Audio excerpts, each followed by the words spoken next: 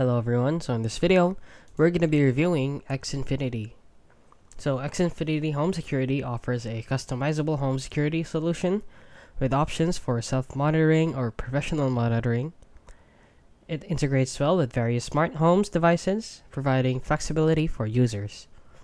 Now let's go over their pros and cons, starting with this one right here.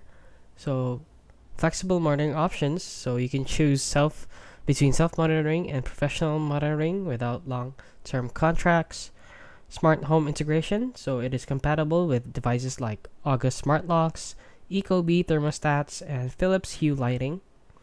It also has bundled services, so you have potential discounts when bundled with other Xfinity services like internet and TV. And it has a user-friendly app, so you can control and monitor your system remotely via the Xfinity Home app.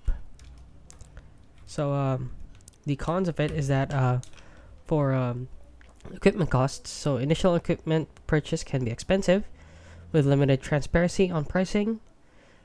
Customer service issues like reports of inconsistent customer support experiences and limited availability. So service is only available in areas where Xfinity operates, and potential security vulnerabilities.